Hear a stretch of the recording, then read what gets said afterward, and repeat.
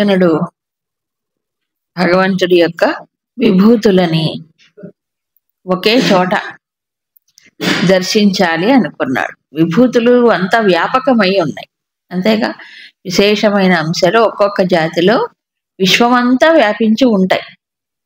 మరి వాటిని చూడాలి అనుకున్నాడు. చూడాలి అనుకుంటే మార్గం ఏంటి? ఒకే చోట అన్ని చూడాలి, లేకపోతే తాను విశ్వం అంతా తిరిగి చూడాలి. అవునా? తాను విశ్వం అంతా తిరిగి చూడడానికి ఆస్కారం లేదు, వెళ్ళలేడు. ఎందుకంటే మామూలు మనిషే అర్జునుడు, అప్పుడు ఆ ఉపాధిలో ఉన్నాడు. కాబట్టి ఏం చేయాలి? ఇప్పుడు అన్నీ ఒక చోట చూడాలి, ఆల్ ఇన్ వన్, అంతే కదా. చూడాలి అని అంటే దానికి తగినటువంటి ప్రిపరేషన్, సంసిద్ధత కావాలి. ఏకత్వాన్ని చూడటానికి, ఏకములో అనేకం చూడటానికి. అప్పుడు భగవంతుడు ఏం చేస్తున్నాడంటే అర్జునుడికి ఆ తగినటువంటి సంసిద్ధతని ఇస్తున్నాడు. సంసిద్ధతను అంటే ప్రిపరేషన్, ఒక రకంగా సంసిద్ధ ప్రిపరేషన్, మైండ్ని ప్రిపేర్ చేయాలి. ఒక తత్వాన్ని దర్శించడానికి బుద్ధి లేక మనస్సు మలుచుకోవాలి, మలచబడాలి. అంతే, తాను మలుచుకోవాల్సింది మలచబడాలి తప్ప అది అట్టే రాదు. కానీ చాలామంది ఏమనుకుంటారంటే ఏదో అదో మ్యాజిక్ చేశాడు ఆయన, కృష్ణుడు కాస్త ఈ రూపం పోయి ఆ రూపం ఆయన చూపించాడు అని అనుకుంటున్నాడు. అలా భగవంతుడు చూపించేటట్లయితే ఇప్పుడు ఈయనకి ఇది చూడు అది చూడు ఇది చూడు ఎందుకు చెప్పాలి? అది ఎందుకు కనిపిస్తుంది కదా. కళ్ళకు కనిపించేటట్లయితే పశ్య పశ్య అని ఎందుకు చెప్పాలి? అవునా? పశ్య ఏం చూడు, మీ శతశః సహస్రశః రూపాణి, వేల కొలది వందల కొలది నా రూపాలు, నానా విధాని దివ్యాన్ని, అనేక రకాలు దివ్యమైనటువంటివి, అనేకమైన వర్ణములు ఆకృతులతో కూడుకున్న నా అనేక రూపాలను దివ్యమైనవి చూడు చూడు. ఎందుకు చూడు చూడు ఎదురు కనిపిస్తుంటే చూడు చూడు అని పశ్య అని ఇంకేమన్నారు? ఆదిత్యాన్ని ఏమేం చూడాలి? ఊరికి శాంపుల్కి చెప్పాడు. ఇది విభూతుల్లో చెప్పాడు. ఆదిత్యులు, రుద్రులు, వసువులు, మరుత్తులు, ఇంకా ఇంకా ఎన్నెన్నో అదృష్టపూర్వాణి, ఇంతకుముందు దృష్టము కానివి, ఇంతకుముందు నువ్వు చూడనివి ఏవైతే విన్నావో, ఇంతకుముందు వినుంటారు కదా పురాణాల్లో, వాటిల్లో పెద్దలు చెప్పగా వినుంటారు కదా, అవన్నీ కూడా ఆశ్చర్యాన్ని, అదృష్టాన్ని, ఇంతకుముందు చూడనివి ఇంకా ఆశ్చర్యకరమైనటువంటి రూపాలు. పశ్య చూడు. ఎక్కడ చూడమంటావు స్వామి? ఇహ ఏకస్థం, ఇక్కడే, మమ దేహే, ఈ దేహంలోనే చూడు. ఏం చూడాలి? సచరాచరం జగత్ కృత్స్నం, అంటే చరాచర జగత్తు యావత్తు ఇక్కడే చూడు. యచ్చ అన్యత్ అదృష్టం ఇచ్చసి, ఇంకా ద్రష్టం ఇచ్చసి, ఇంకా ఏవైతే నువ్వు చూడాలని అనుకుంటున్నావో, ఏ ఏ రూపాలు ఏవైతే అనుకుంటున్నావో అవి కూడా ఇక్కడే చూడు. ఒకవేళ కృష్ణుడు చూపించేటట్లయితే ఈ మాట అండు, ఏమిటి? ఏవేవైతే చూడాలనుకుంటున్నావో అవి చూడు అంటే ఏంటి? చాయిస్ ఎవరిది ఇక్కడ? కృష్ణుడిదా అర్జున్? ఆయన చూపిస్తున్నట్లయితే ఇంకా ఏమైతే చూడాలనుకుంటున్నావో చూడు అని ఎందుకంటారు? అవునా కదా? నువ్వు చూడాలనుకునే నీకు కనిపిస్తాయి. ఆయన చూపిస్తున్నాడా ఇక్కడ? ఆ మాటలో హేతువు పట్టుకోండి. అవునా? ఇంకా ఏమైతే చూడాలనుకుంటున్నావు ఈ దేహంలోనే చూడవయ్యా అంటే దీని అర్థం ఏంటి? బాగా స్పష్టంగా తెలుస్తుంది. అవునా? కాబట్టి ఇంతకు ముందు చూడనివి కావాలంటే చూడు, ఇంకా ఏవైతే చూడాలనుకుంటున్నావో ఇక్కడే ఈ దేహంలోనే అద్య ఇప్పుడే చూడు. ఏది? చరాచర జగత్ అంతా కూడా. సో ఇప్పుడు చూడాల్సింది నువ్వు, చూడాల్సింది ఎవరు? నువ్వు, అంతే కదా. సరే, సో ఇప్పుడు దీన్ని బట్టి చూస్తే మనకు అర్థం అవుతుంది ఏమని, ఇది భౌతికమైన దర్శనము కాదు, భౌతికమైన దర్శనము కాదు, అంటే కంటితో చూసే ఒక దృశ్యము కాదు. అయితే దృశ్యమే, కంటితో చూసే దృశ్యము కాదు, బుద్ధితో చూసేటువంటి ఓ దృశ్యం. దృశ్యం అనే పేరు ఊరికే అంటున్నాం, మరి ఇంకేమనాలి, ఓ దృష్టి అని. అందుకే ఏమన్నారంటే వెంటనే చెప్పాడు, ఈ దివ్య రూపం ఏదైతే అన్ని తనలో ఉన్నటువంటి ఈ రూపం మాం అనేనేవ స్వచక్షుషా న శక్యసే ద్రష్టు. అంటే ఈ నీ కళ్ళతో చూసారా, ఇక్కడ కూడా చెప్తున్నాడు, నీ కళ్ళతో నువ్వు చూడలేవు, ఈ చర్మచక్షువులతో నువ్వు చూడలేవు. మరేం కావాలి, దివ్యం చక్షు దదా, కానీ నీకు నేను దివ్య చక్షువుల్ని ఇస్తాను, అప్పుడు నా యొక్క ఈశ్వరీయమైన యోగ శక్తిని అది కూడా నువ్వు చూడవచ్చు. ఆ దివ్య దృష్టి అలౌకికమైన దృష్టి, అవునా, అతీతం. ఏంటి, భౌతికమైన నామరూపాలకు అతీతమైనటువంటి దృష్టి. ఎందుకంటే ఈ కళ్ళు, ఈ చర్మచక్షువులు మనకి ఏం చూపిస్తాయి, ఈ కళ్ళు దేశకాల వస్తు పరిచ్ఛిన్నములైన వస్తువులనే చూపిస్తాయి. మన కళ్ళు చాలా చిన్న పరికరాలు, అవునా. ఈ చిన్న పరికరాలు ఏం చూస్తాయి, రూపాలని చూస్తాయి. ఆ రూపం ఎంత పెద్ద రూపాన్ని చూడగలదు మహా అయితే ఈ కన్ను. చెప్పండి, ఊరికి ఎవరికి వాళ్ళు ఇమాజిన్ చేసి ఎంతవరకు, ఇక్కడి నుంచి అంతవరకు మహా అయితే ఆకాశం మనకి ఏదైతే మబ్బులు కనిపిస్తే అంతవరకు చూడగలరు, అంతేనా. అది చూడడానికి భయపడుతుంది, చూడలేదు. కన్ను చాలా అల్పమైనటువంటి ఇంద్రియములు, ఇంద్రియ శక్తులు చాలా అల్పం. ఒకవేళ ఇంద్రియాలు కన్ను చూసిన ఆ దేశకాల వస్తు పరిచ్ఛిన్నమైనదే, అవునా కదా. పరిమితమైనటువంటి రూపము పరిమితమైన సమయం వరకే చూడగలదు, కొత్త వరకే, అవునా కదా. అనంతమైనది కన్ను చూడదు కదా. కాబట్టి మరి భగవంతుడు ఎవరు, అతీంద్రియం, ఇంద్రియాలకి గోచరం కాదు, ఇది అనంతం. అనంతమైనటువంటి తత్వాన్ని కన్ను చూడలేదు కదా, కన్ను పట్టుకోలేదు కదా. ఇదే కదా మనకి అన్ని శాస్త్రాలు, అన్ని ఉపనిషత్తుల్లో చెప్పారు, యతో వాచో నివర్తంతే అప్రాప్య మనసా సహా. వాక్యకే అందదు, మనస్సుకు కూడా అందదు, కన్ను మాత్రం ఎలా చూస్తుంది, చూడలేదు కదా. కాబట్టి ఇదేంటి, దివ్య చక్షు, దివ్యమైనటువంటి ఒక దృష్టి ఎవరిలో రావాలి, ఇప్పుడు అర్జునుడిలో రావాలి, అర్జునులో కలగాలి. కాబట్టి భగవంతుడు ఏం చేస్తున్నాడు, నెమ్మదిగా అతని దృష్టిని మారుస్తున్నాడు. ఎలాగూ, గైడెన్స్ ద్వారా, అంతేగా. అంటే ఏంటి, బుద్ధిని గైడ్ చేస్తే అది దృష్టి మారుతుంది. కన్నునే మార్చట్లేదు, తన రూపాన్నే మార్చుకోవట్లే, అవునా కాదా. అర్జునుడి యొక్క దృష్టిని రైజ్ చేస్తున్నాడు, దివ్య దృష్టి. ఇది కూడా అడగొచ్చు, ఏమండి దివ్య దృష్టి భగవంతుడు ఇచ్చాడు కాబట్టి అర్జునుడిని చూశాడు కదా, మాకు కూడా ఇస్తే బాగుండు, మేము కూడా చూస్తాం. మనకి ఇవ్వడే, మనం కోరుకుంటే కదా.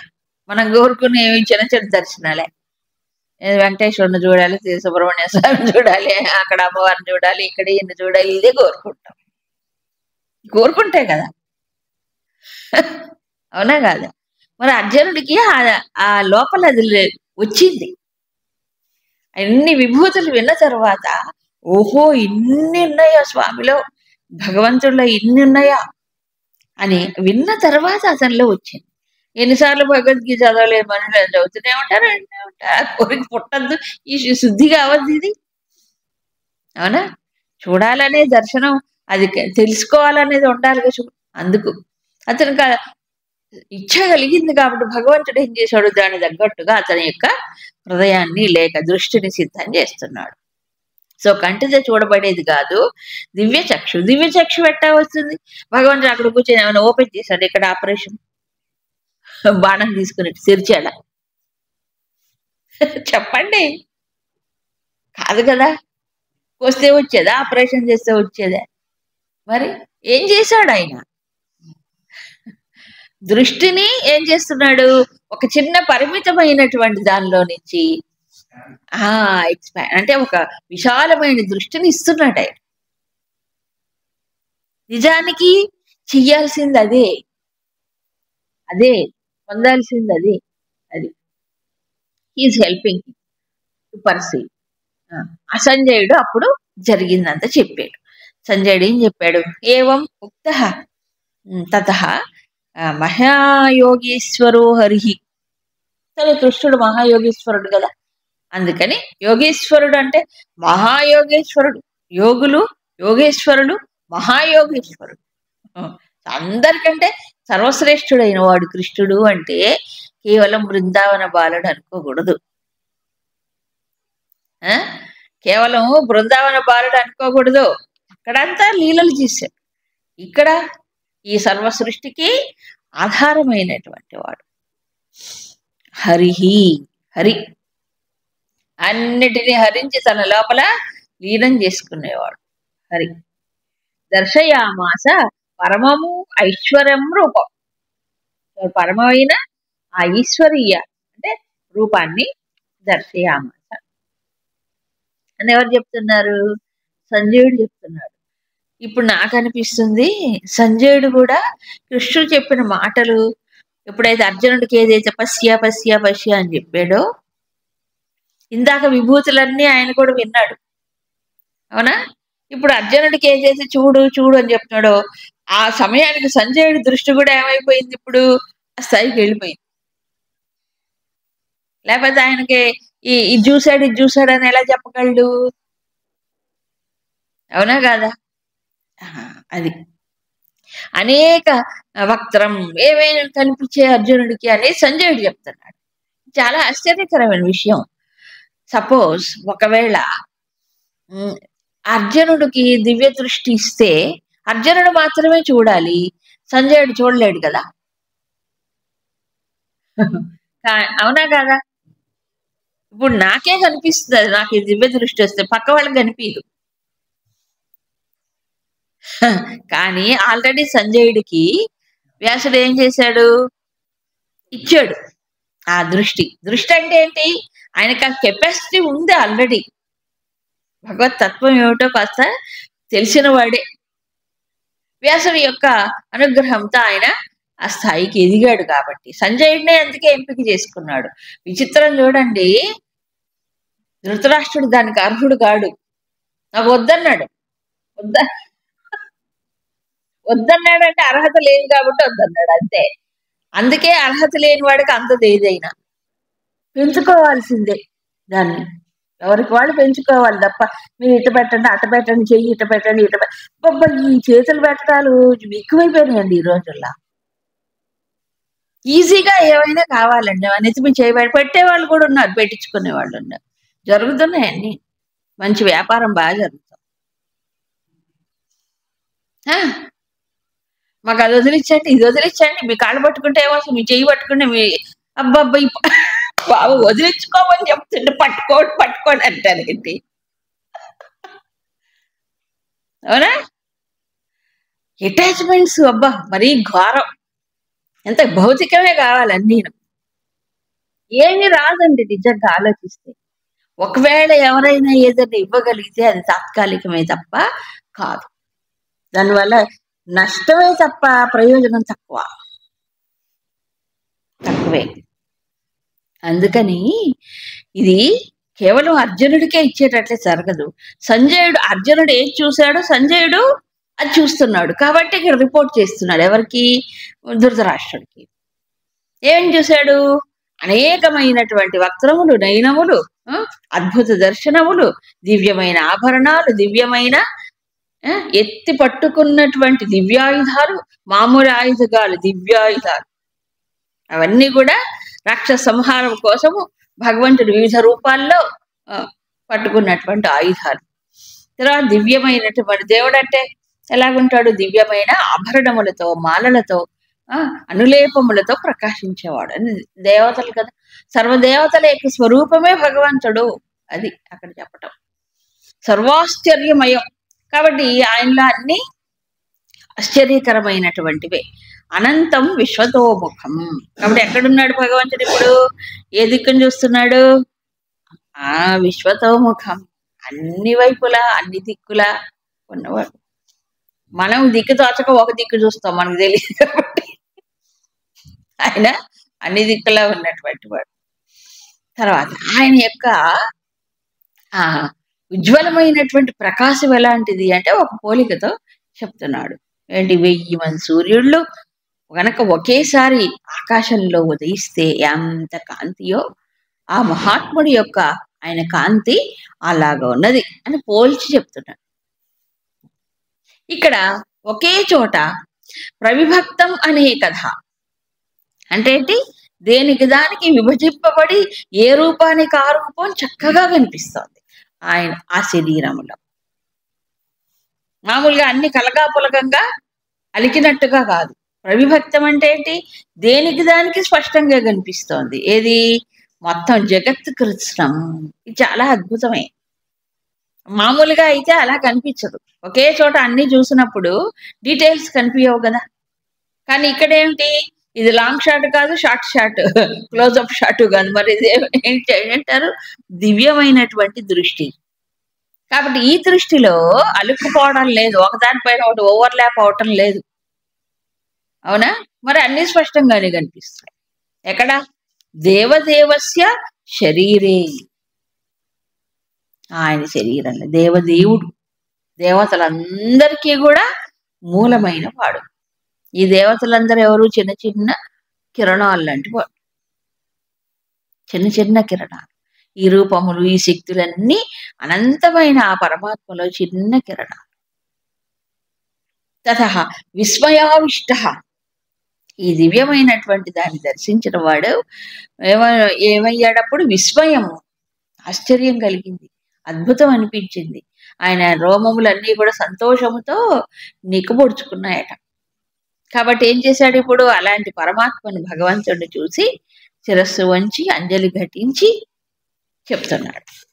సరే, అర్జునుడు ఇప్పుడు ఎవరితో మాట్లాడుతున్నాడు? ఆయనతోనే, భగవంతుడితోనే మాట్లాడుతున్నాడు. ఏమేం చూస్తున్నాడు తాను చెప్పాడు. దేవదేవి తవ దేహే, నీ దేహములో పశ్యామి దేవాన్, దేవతలు కనిపిస్తున్నారు. అశేష భూత సంఘాన్ అంటే అన్ని రకాలైన ప్రాణులు కనిపిస్తున్నారు. ఇవన్నీ చెప్పాలి. అర్జున ఉవాచ. అర్జున ఉవాచ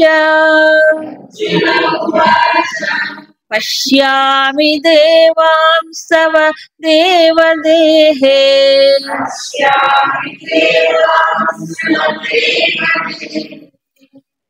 సర్వాంస్తథా భూత విశేష సంఘాన్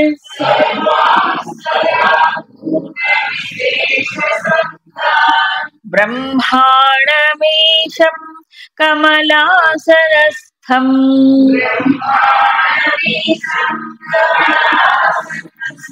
ఋషీంశ్చ సర్వానురగాంశ్చ దివ్యాన్.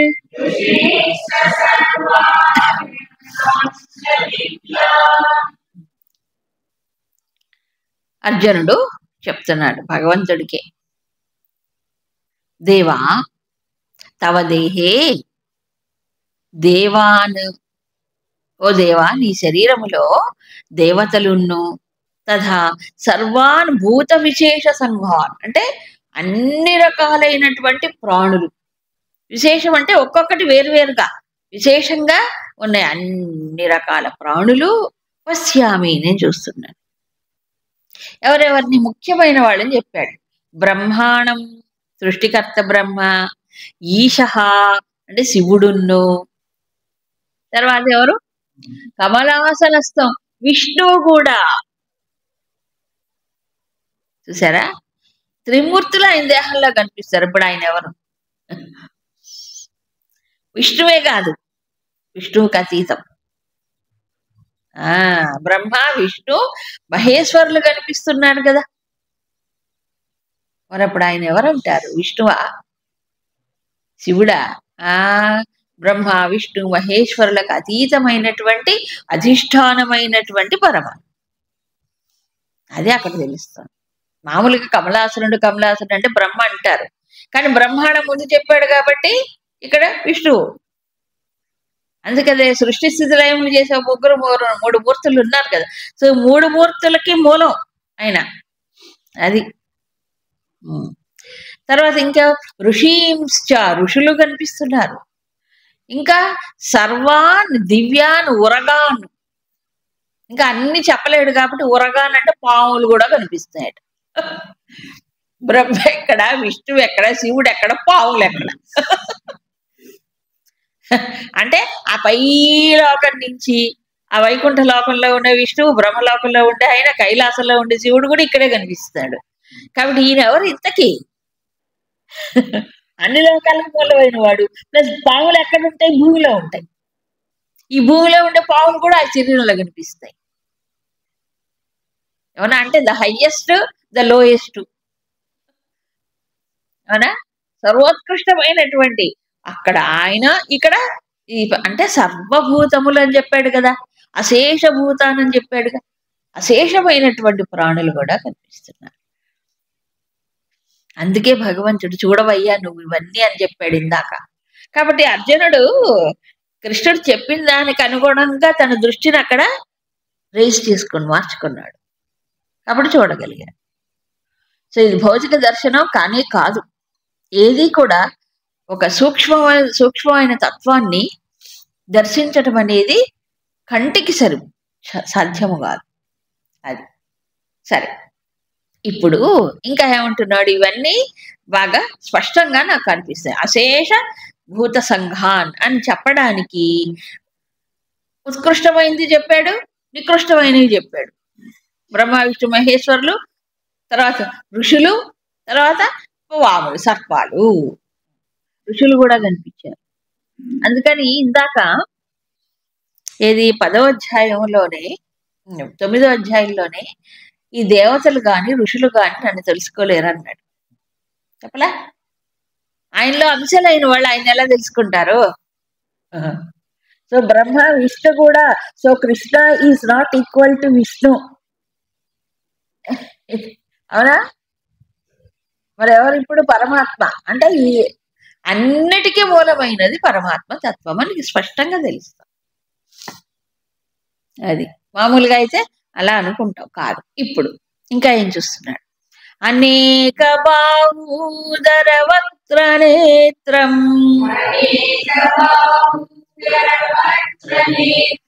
పశ్యామి త్వాం సర్వతోనంతరూపం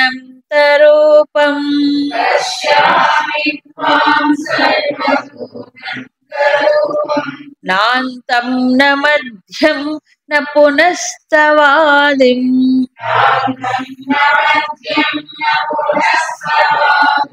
పశ్యామి విశ్వేశ్వర విశ్వరూప.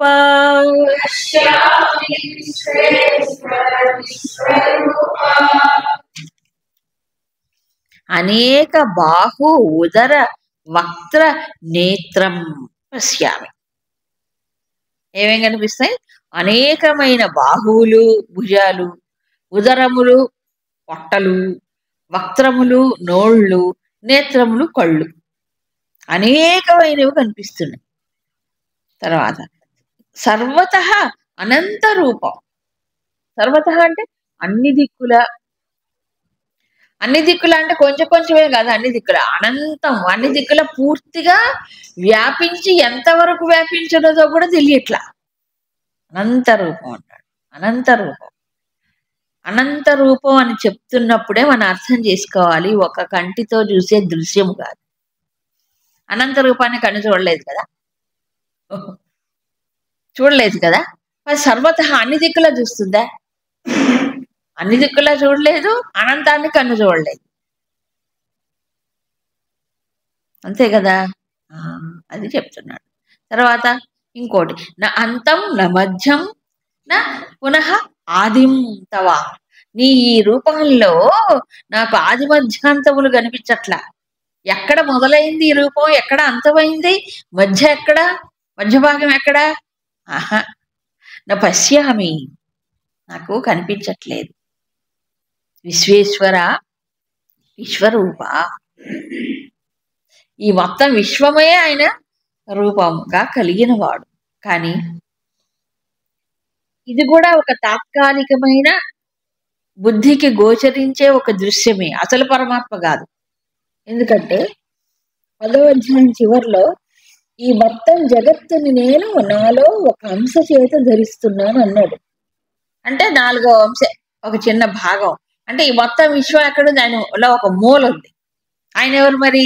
ఇంకా మించిన వాడు. ఇక్కడ ఏం చూస్తున్నాడు? విశ్వమంతా ఒక రూపంలో ఇక్కడ గోచరం అవుతుంది, కానీ దీనికి ఇంకా మించిన వాడు ఆయన. అందుకే అనంత రూపం అన్నాడు.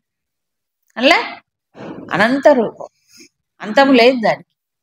విశ్వం అంతం అవుతుంది, కానీ భగవంతుడు అనంతం. అదే విచిత్రం. అందుకని ఏం కనిపిస్తున్నాయి ఆయనకి? అనంత రూపం అంటే అంతము లేని సర్వవ్యాపకమైనటువంటి తత్వం. సో ఇప్పుడు అన్ని కళ్ళు, అన్ని చేతులు, అన్ని కాళ్ళు ఉన్నాయి దాంట్లో. అబ్బా భయంకరంగా అంటే అట్లా ఉంటే ఒకసారి చూడండి, మామూలుగా ఓ కాళీమాత విగ్రహాన్ని చూస్తేనే అందరు భయపడతారు. ఎందుకు? ఈ చేతులు అక్కడ ఉంటాయి, ఇక్కడ ముండానికి ఏళ్లాడుతుంటాయి, ఇవన్నీ పుర్రెలన్నీ ఉంటాయి. ఓ భయం. కొన్ని వాళ్ళ ఇప్పుడు ఈ రూపం చూస్తుంటే ఒకళ్ళు మనం ఇమాజిన్ చేసుకున్నాం అనుకోండి, ఎలా అన్ని కాళ్ళు అన్ని ఒక చోట వేలాడుతూ కనిపిస్తాయి. దృశ్యము కాదు. కాబట్టి ఎక్కడెక్కడ కాళ్ళు ఉన్నాయో, ఎక్కడెక్కడ కళ్ళు ఉన్నాయో, ఎక్కడెక్కడ చేతులు ఉన్నాయో, ఎక్కడెక్కడ పొట్టలు ఉన్నాయో, ఇవన్నీ ఆయనవే. ఇవన్నీ ఎవరివి? ఆయనలోనే ఉన్నాయి. ఆయన అంటే ఇప్పుడు ఎవరు? ఆయన ఇప్పుడు ఈ కళ్ళు, చేతులు, కాళ్ళు, పొట్టలు ఏవి పనిచేస్తున్నాయి, వీటన్నిటి వెనక ఉండేటువంటి ఒక అనంతమైన దివ్యమైన ఓ చైతన్యం అనుకోండి, ప్రకాశం అనుకోండి, ఏమన్నా అనుకోండి. అవునా కాదా? లేకపోతే ఇమాజినేషన్కి అందదు అన్ని పొట్టలు ఒక చోట. మామూలుగా మరి ఇంకా వేరొక గతి లేక విశ్వరూపాన్ని బొమ్మ గీస్తారు. ఏం గీస్తారు? మహా అయితే ఇన్ని తలలు కనిపిస్తాయి, అంతేనా? మహా అయితే ఎన్ని తలలు గీస్తాడు? కొన్ని గీస్తాడు, కొన్ని చేతులు గీస్తాడు. కాళ్ళు మాత్రం 2 ఉంటాయి మళ్ళీ. అవునా? ఈ పై మాత్రం చూపిస్తాడు, కింద మాత్రం ఒకటే. ఊరికే మనకి పిక్చరైజేషన్ తప్ప ఈ దృశ్యం కాదు కదా. కాబట్టి 13వ అధ్యాయంలో మళ్ళీ ఈ విషయం చెప్తాడు. 13వ అధ్యాయంలో ఈ ఫ్యాక్ట్ చెప్తాడు. ఏమంటే సర్వత అనంత రూపం, సర్వతోక్షి శిరోముఖం. నీ యొక్క కళ్ళు అంతటా ఉన్నాయి, నీ కాళ్ళు అంతటా ఉన్నాయి, నీ తల్లు అంతటా ఉన్నాయి అంటాడు. అంటే ఎక్కడెక్కడైతే ఇవి ఉన్నాయో వాటన్నిటికీ మూల ఒకే తత్వం, అంతే కదా.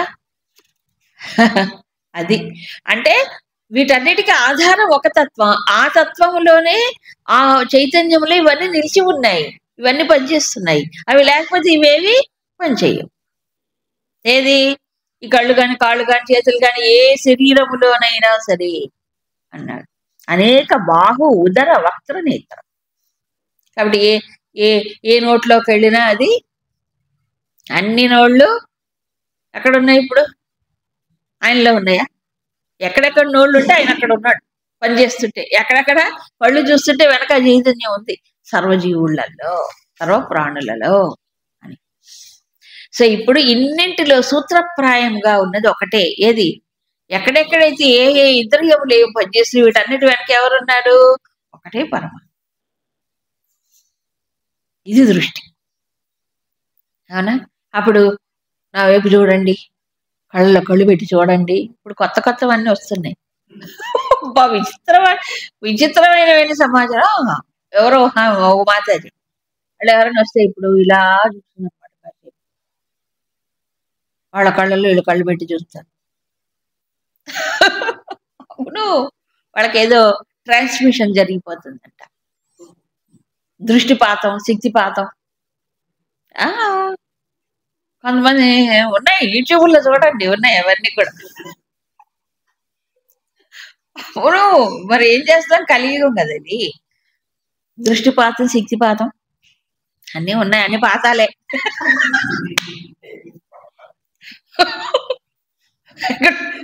అన్ని కూడా పాతములే తప్ప పైకి లే.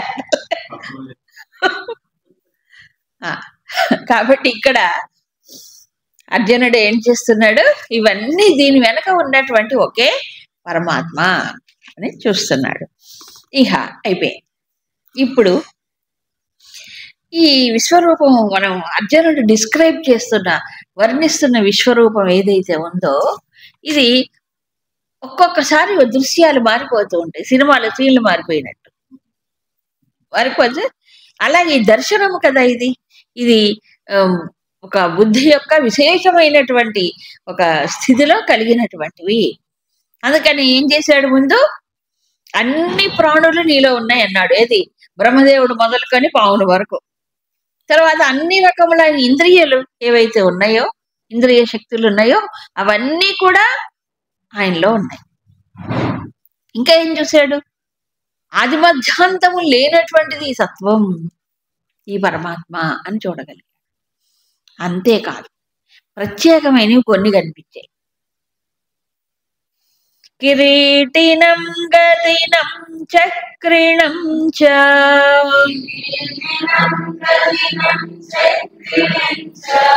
తేజో రాశిం సర్వతో దీప్తిమంతం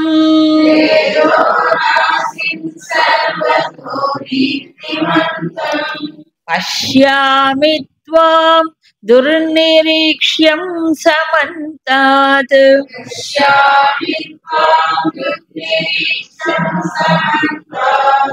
దీప్తానలార్కద్యుతిమప్రమేయం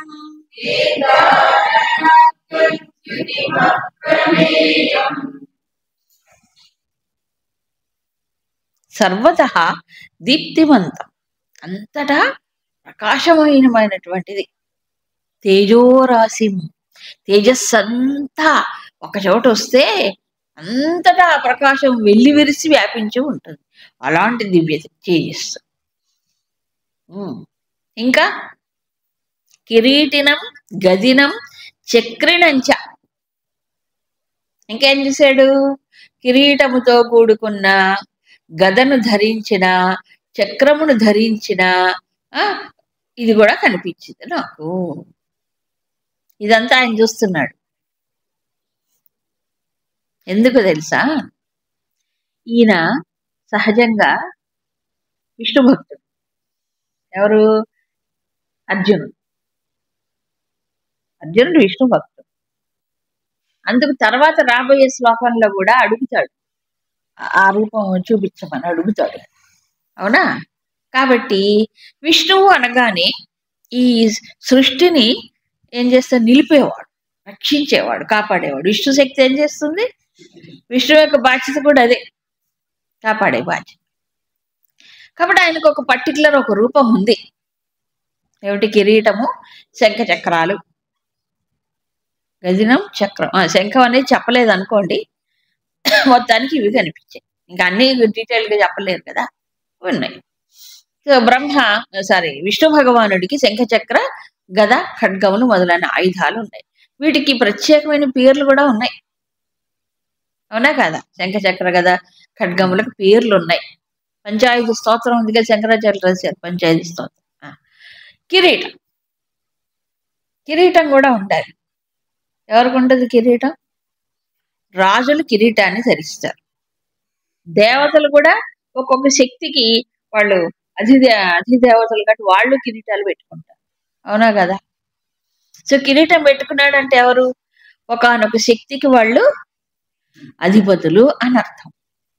అంతేనా? వాళ్ళకి కిరీటం ఉంటుంది. అందరూ కూడా కిరీటాలు అందరు కిరీటాలు ఉండవు.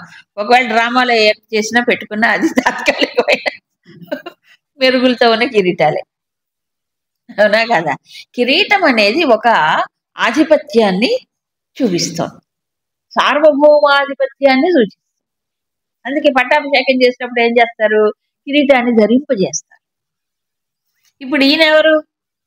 విశ్వైక సార్వభౌముడు, విశ్వానికి ఏకైకమైనటువంటి సార్వభౌముడు. ఇన్ని శక్తులు తన లోపల ఉన్నాయి కాబట్టి కిరీటం సహజం. ఎందుకంటే ఈయనకు ఒక కాన్సెప్ట్ ఉంది కదా, అందుకు కిరీటం. తర్వాత గదినం చక్రిణంచ, ఇంకేం కనిపించే స్వామి, నీవు చక్రాన్ని ధరించి గదను ధరించి నాకు కనిపిస్తూ ఉన్నావు. శంఖచక్ర గద ఉంటాయి కదా విష్ణు భగవానుడికి. ఈ నాలుగు చేతులతో విష్ణువు పట్టుకుంటాడు ఎప్పుడూను. ఆయన స్వరూపం అలాగుంటుంది. ఎందుకు పట్టుకుంటాడు? వాటికి ఒక ప్రయోజనం ఉంది. ఏంటా ప్రయోజనం? ముందు శంఖనాదం చేస్తాడట భగవంతుడు. తెలుగులో సామెత, చెవిటివాడు మంది శంఖ ఊదినట్టే అంటాడు. అవునా? చెవిటివాడి శంఖ ఊదినా ఏం పర్వాలేదు, వాడికి వినిపేరు. కానీ భగవంతుడట అందరూ చెవిటి వాళ్లే లేండి. భగవంతుడు లోపలే ఉన్నాడు కదా. ఆయన ముందు మనిషికి శంఖనాదంలాగా లోపల నుంచి చెప్తుంటాడట. అంత సాక్షి అంటాడే అంతరాత్మ. ఏం చెప్తాడు? ఎవరైనా తప్పు చేస్తున్నారా, తప్పుడు మార్గంలో ఉన్నవరా, ఏదో ఒక రూపంలో చెప్తాడు. ఆ బయట నుంచి రావచ్చు, లోపల నుంచి రావచ్చు. సెన్సిటివ్గా ఉంటే లోపల నుంచే వస్తుంది, సెన్సిటివ్గా లేని వాడికి బయట నుంచి వస్తాయి. ఎవరో ఒకళ్ళు వార్నింగ్లు ఇస్తారు, పెద్దవాళ్ళు, వాళ్ళు వీళ్ళు, ఏదో ఒక రకం వస్తుంది. అవి గ్రహించుకొని మార్చుకుంటే దిద్దుకుంటే ఇంప్రూవ్ అవుతారు మనిషి. మార్చుకోవచ్చు. ఇది శంఖనాదం అంటే ఒక డివైన్ కాల్, ఒక మంచి వైపు దృష్టి మళ్లించటానికి ఓ పిలుపు అంతేగా. అది వస్తుంది, అవకాశం ఉంటుంది ప్రతి జీవుడికి. అది వినిపించుకోక నెగ్లెక్ట్ చేశాడు అనుకోండి, నిర్లక్ష్యం చేశాడు. వీడు వినిపించుకోవట్లేదు, నిర్లక్ష్యం చేస్తాడు. కాబట్టి ఏం చేస్తాడు భగవంతుడు? ఏం చేస్తాడు? గదాఘాతముడు. గదాఘాతముడు. వీడు వినట్లేదు కదా, కానీ గద పెట్టుకొని ముట్టుకెళ్ళేస్తుంటాడు. అదే ప్రపంచంలో వచ్చే తాకిడులు. తాకిడులు అంటే తెలుసుగా, కష్ట నష్టాలు. అవునా? కష్ట నష్టాలు, తాకిళ్ళు అందరికి వస్తాయి. అయితే అవన్నీ భగవంతుడు ఇచ్చేటువంటి ఏమిటి మెసేజెస్. ప్రతిదీ కూడా ఏమని, అటు చూడకు ఇటు చూడు, ఇటు తిరుగు, ఇది తెలుసుకోవాల్సి. అవును కదా? అవన్నీ సందేశాలే. అందుకు ప్రతి దుఃఖము కూడా మనిషికి ఎదగటానికి ఉపయోగపడుతుంది. సుఖమే ఇంకా మనిషిని ఏమని చేస్తుంది? మర్చిపోయేలా చేస్తుంది. అవునా? అదే అన్నది కుంతీదేవి. ఏమని? దుఃఖాలు వస్తే పర్వాలేదు రాని, దాని వెనక నువ్వు వస్తావు కదా. నువ్వు వస్తుంటే ఆయన పరిగెట్టుకుంటూ వస్తాడని కాదు, ఆయన స్మరణ, ఆయన తలపు, ఆయన చింతన కలుగుతుంది. వాళ్ళకి వచ్చాడు కూడా అప్పుడప్పుడు. అవునా కదా? సుఖంలో ఎదగడండి మనిషి, దుఃఖంలోనే ఎదుగుతాడు. ఎదిగేటువంటి ప్రయత్నం చేస్తే అది కష్టాలు రాకూడదు, అవి వస్తాయి. దాన్ని ఉపయోగించుకొని ఎదగాలి. అందుకని గదాఘాతములు అంటే ఏంటి? దెబ్బలు. నువ్వు భగవంతుడు ఇచ్చే సూక్ష్మమైనటువంటి విని నీ లోపల నువ్వే బాగు చేసుకుంటావు అనుకో. అంతర్వాణో, అంతరాత్మో, లేకపోతే మనస్సాక్షో, ఏ పేరైనా పెట్టుకోండి. కానీ తాను దిద్దుకునేవాడికి అవసరం లేదు. రాకపోతే పైనుంచి కొడతాడు. కొట్టినప్పుడు అన్నీ ఏం చేయాలి? మార్చుకోవాలి. దెబ్బలు పడ్డప్పుడు మార్చుకోవాలి. దున్నపోతు మీద వాన కూర్చున్నట్టే దులిపేసుకుంటాడు. పైగా నాకే ఇటు కష్టాలు వచ్చినాయి, అందరు నన్నే కష్టపడుతున్నారు, అందరు నన్నే అంటున్నారు అంటారు. అవునా కదా? కంప్లైంట్ వస్తాయి, ఎడుచుకుంటూ పోతాం. ఎన్ని చేసినా మరి వినిపించుకోకపోతే ఏం చేస్తాడు దేవుడు చెప్పండి? చివరికి చక్రం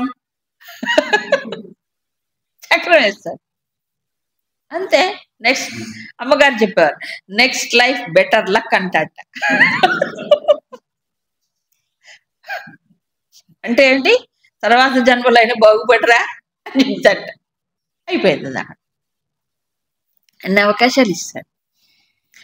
నేను మొదటిది చెప్పటం మర్చిపోయా, పద్మం. పద్మం ఇంకా సూక్ష్మం. అవునా?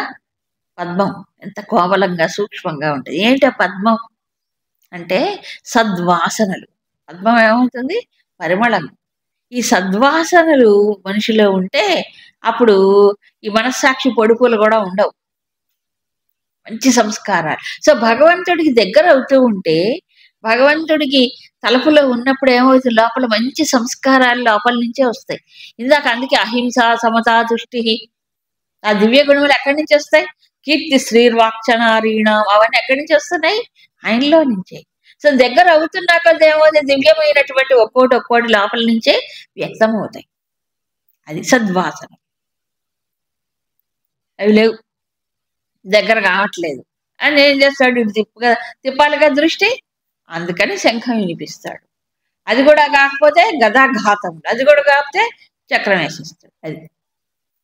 సో ప్రతి వాడికి ఈ అవకాశాలు ఉంటాయట జీవితంలో.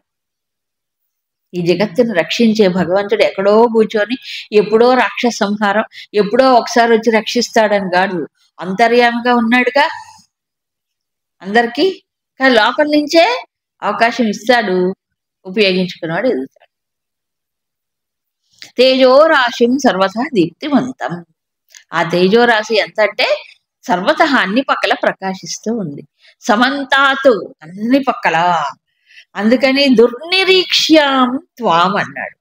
ఈ మాట చూడు, దుర్నిరీక్ష్యం అంటే నిరీక్షించడానికి సాధ్యము కాదు, ఇది కంటితో చూసేది కాదు. ఇది దుర్నిరీక్షం అంటే చూడటానికి వీలు కానటువంటి ప్రకాశం. దీప్తానలం.